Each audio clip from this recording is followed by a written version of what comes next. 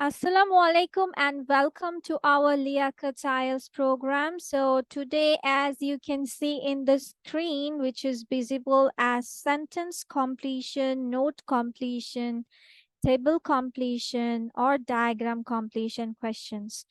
আচ্ছা, এটা থেকে আমরা হয়তোবা ধারণা করতে পারছি যে কোন মডেল, বাট আমি আরো ক্লিয়ার করে দিচ্ছি that we are talking about IELTS listening module.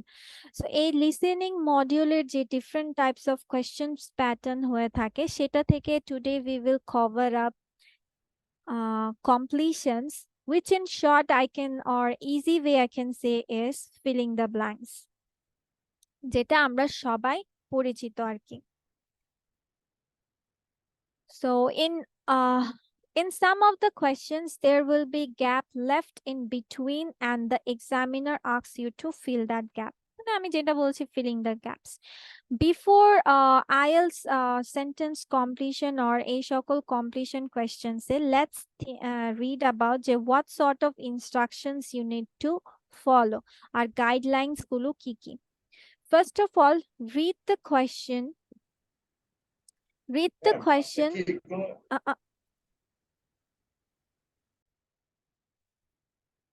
Okay, so read the question before you start in order to understand what you should be listening for. যেহেতু আমরা সবাই জানি অথবা আমি বলে দিচ্ছি যেটা হচ্ছে আপনাদেরকে 1 মিনিট দেওয়া হবে before every single sections or টাস্কগুলোর আগে 30 সেকেন্ডস টু 1 মিনিট আপনাদেরকে কোয়েশ্চেন্স রিডিং করতে দিবে। সো মেক শিওর যে আপনারা কোয়েশ্চেন্স গুলো খুব ভালোভাবে পড়ে নিচ্ছেন। Then follow the introduction carefully when the recording starts. The narrator will tell you what the section is about. তারা বলেই দিবে যে এখন আমি সেকশন 1 স্টার্ট করছি, সেকশন 2 তে যাচ্ছি, সেকশন 3 তে যাচ্ছি। আবার ওরা যে স্টার্টিং করতে যাচ্ছে সেটার ইন্ট্রোটাও পেয়ে যাবেন। Then always check the word limit in the instructions. Yes, carefully আপনাদেরকে পড়তে হবে যে ইনস্ট্রাকশনে আপনার কি 1 ওয়ার্ড দেওয়া আছে নাকি 2 ওয়ার্ডস নাকি মোর দ্যান 2 ওয়ার্ডস নাকি নাম্বার নাকি অ্যালফাবেটস। যে ইনস্ট্রাকশনে যেটা বলা থাকবে আপনাকে সেটাই ফলো করতে হবে, ঠিক আছে? And try to guess what would you come in the blank.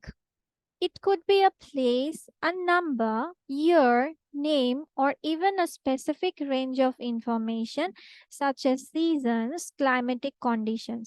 হ্যাঁ, আমরা যেহেতু ফিলিং দ্য ব্ল্যাঙ্কস অনেক সময় প্রশ্ন পড়ে আমরা গেস করতে পারি না যে এখন এখানে সময় চাচ্ছে, এখানে এখানে প্লেসের নাম চাচ্ছে বা নাম্বারস চাচ্ছে, বা ধরতে পারেন যে কোনো ঋতু নিয়ে বলছে বা কোনো নাউন্স বা ফ্রেজেস নিয়ে বলছে। সো আমরা আগে থেকে গেস করে রাখবো। আর যেহেতু এখানে আপনাদের একটা প্লাস পয়েন্ট আছে যে মাইনাস মার্কিং এর কোনো সুযোগ নাই, তাহলে আপনারা সেভাবে আনসার গুলো আগে থেকে একটু মাথায় রাখলে বা বলার শেষে আপনারা গেস করেও লিখতে পারেন। আর অনেকে হচ্ছে আনসার শিটে ট্রান্সফার নিয়ে কিছুটা কোয়েশ্চেন্স করেন, যেমন হচ্ছে আমি কি কোয়েশ্চেনে লিখবো নাকি হচ্ছে সরাসরি আনসার শিটে লিখতে পারবো। সো যেহেতু কোয়েশ্চেন্স এবং আনসার শিটস গুলো আপনাদেরকে প্রথমেই দিয়ে দেওয়া হবে, আমি যেটা মনে করি যে আনসার শিটে লিখে ফেলাটাই ভালো। হ্যাঁ, অনেকে ভাবেন যে আনসার শিটে লিখে ফেলবো যদি ভুল হয়, যেহেতু পেন্সিল ব্যবহার করছেন তাহলে এই ভয়টা পাওয়ার কিছু নাই, পেন্সিল দিয়ে আপনি মুছে নিতে পারছেন। আর প্লিজ হচ্ছে আপনারা পুরোটা লিখবেন না, শর্ট ফর্মে লিখবেন। যেমন হচ্ছে প্রবলেম কথাটার জন্য আপনি সংক্ষেপে PRB, যেগুলো আমরা বলতে পারি যে এখন আমরা ফ্যামিলিয়ার, যেহেতু আমরা চ্যাট করি মানে ফেসবুকে অথবা সোশ্যাল মিডিয়াতে, when we text someone, message someone, আমরা একটু শর্ট ফর্ম ইউজ করি। যেহেতু আপনারটা আপনি বুঝতে পারবেন এরকম আপনি কিছু শর্ট ফর্মস ইউজ করে নিলেন, তাহলে হয় কি যে আপনার টাইমটা বেঁচে যায়। আবার দেখা গেছে যেহেতু একটার পর একটা আনসার করে সেহেতু আপনার অত রাশ থাকে না।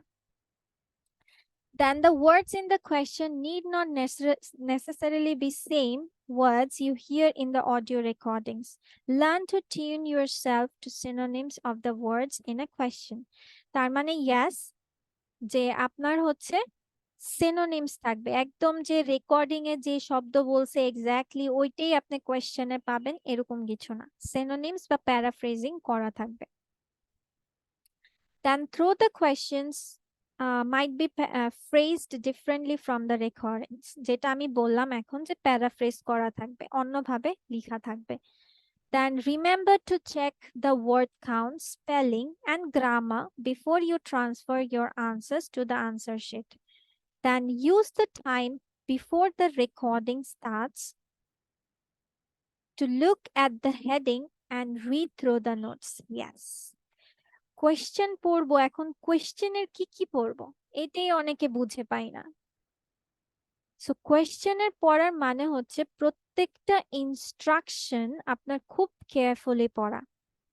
তারপর প্রশ্ন যেটা দেওয়া আছে, যেমন অনেক সময় হয় যে আপনার টাইটেল দেওয়া থাকে, হেডিংস থাকে, অবশ্যই আপনার হেডিংস থাকবে, হেডিংস থাকবে, তারপর হচ্ছে কিওয়ার্ডস গুলো দাগিয়ে রাখবেন, প্রশ্নটাতে কি চাচ্ছে একটু সাম আপ করে নিলেন, ঠিক আছে। যদি এখন মনে হচ্ছে অনেক লেন্দি প্রসেস, বাট যখন আপনাকে 1 মিনিট টাইম দেওয়া হবে, যখন কোয়েশ্চেন্স গুলো পড়ে যাবেন, বারবার প্র্যাকটিস করবেন, তখন দেখবেন কি no, 1 minute is enough time for you to read out the questions carefully and pointing out the keywords. Pencil সব সময় রেডি রাখবেন, প্রশ্ন পড়বেন আর কিওয়ার্ডস দাগাবেন, প্রশ্ন পড়বেন আর কিওয়ার্ডস দাগাবেন। দেন হেডিংস গুলো অবশ্যই পড়বেন, হেডিংস দেখে টাইটেলস দেখে অনেক সময় কোয়েশ্চেন বা টপিক বোঝা যায়। দেন look at each gap individually and it's about what kind of word would be numbers, a date, an address, noun, verb, মানে পড়লে বোঝা যাবে যে গেসিং করা আর কি। Focus on each question, turn as you listen to the recording. Keep up with the recording as it moves from one question to the next, and do not stop on gaps you have missed. There isn't time and it will cost you the answer to the next gap as well. হ্যাঁ, অনেকে হয় কি যে recording এর answer ধরেন এটা miss out করলেন, এখন এটা ভাবতে মানে মিস আউট করলেন, এখন আপনি ওইটাতেই ফোকাস ভাবতেছেন, অলরেডি আপনার বি এর আনসার বলা শেষ হয়ে গেল, আবার বিটা বলা শেষ হয়ে গেছে, আল্লাহ প্যানিক করে ফেললেন যে বি তো আর শুনতে পারলাম না, এরপর সি তে ফোকাস আবার হারিয়ে ফেলেন। So don't do that sort of things. যখন যেটা থাকবে তালে তাল মিলাতে থাকবেন, মানে ওই ওরা যেখানে আছে আপনিও সেখানে যেন থাকা হয়, যেটা মিস আউট করছেন রেখে দেন, পরে at the end of the recording আপনি তখন ভাবেন, বা আপনাদেরকে যে প্রশ্ন পড়তে দেওয়ার সুযোগ হয়, আপনি প্রশ্ন পড়ে আপনি চাইলে ফেরত আবার এটাতে দেখতে পারেন, ঠিক আছে। প্রত্যেকটা সেকশনের এন্ডিং এ আপনাকে 30 সেকেন্ডস দেওয়া হয় যে আপনি মানে হচ্ছে যে আনসার্স গুলো লিখেছেন ওগুলোকে দেখার জন্য, রিপিট চেক করার জন্য। সো হচ্ছে প্যানিক না হয়ে ওইটার তালে তালে থাকবেন, আর গেস করেও আনসার লেখার ট্রাই করবেন। Let's go with flow chart completion. Flow চার্টটা তো আমরা বুঝতেই পারি, ফ্লো চার্ট মানে হচ্ছে যেগুলো ধারাবাহিকতায় থাকে, হ্যাঁ, মানে order to order cycling process like this, flow charts will be like this, ঠিক আছে, মানে স্টেপ বাই স্টেপ যেটাকে বলা হয়, flow chart means step by step আপনার জিনিসগুলো। সো এখন অনেকে হয় যে, আচ্ছা এখানে আপনাদের জন্য একটা জিনিস আমি বলে দিচ্ছি, যে অনেকে ভাবতে পারেন যে আমার যখন কোয়েশ্চেনের আনসার গুলো বলবে, তারা কি এ বলবে, তারপর কি আবার সি বলবে, তারপর কি আবার বি বলবে, এরকম কিছু না, তারা সিরিয়াল মেনটেন করবে ফিলিং দ্য ব্ল্যাঙ্কস এ, তারা ফিলিং দ্য ব্ল্যাঙ্কস এ এ বি সি মিন্স আপনার আনসার গুলো এ বি সি আকারে বলবে, they won't go with B আগে তারপর সি তারপর এ, না এরকম কিছু না, they will maintain the order properly. So that's what you have the bonus point again, যে আপনার ওইভাবে ফোকাস করতে হচ্ছে না যে আপনি একবার এটা একবার ওইটা আনসার করতে হচ্ছে। So this is the thing. So flow chart কমপ্লিশনও কমও বেশ আপনার সেম। এখানে কিছু এক্সাম্পলস আমি দিয়েছি, মানে এটা ধরেন প্যাসেজটা এখানে যেহেতু আমি এখন শোনাতে পারছি না, আমি ট্রান্সক্রিপ্টটা লিখে দিয়েছি। সো কোয়েশ্চেন টাইপস গুলো আপনার এইভাবে থাকে, এই যে এরকম ফিলিং দ্য ব্ল্যাঙ্কস আকারে থাকে। আর কোয়েশ্চেনের আনসার গুলো আপনার 1 by 1 আনসার করা থাকবে without serial breaking, they will go on with it. ঠিক আছে, so that's the thing about you need to focus, but normally মনে রাখবেন it's like filling the blanks আপনার শুনতে হয়, আনসার দিতে হয়, এখানেও সেম সিরিয়াল মেনটেন হয়। And focus on individual instructions, যে ওয়ার্ডস নাম্বারস এগুলো আপনাদের দিতে হচ্ছে কিনা।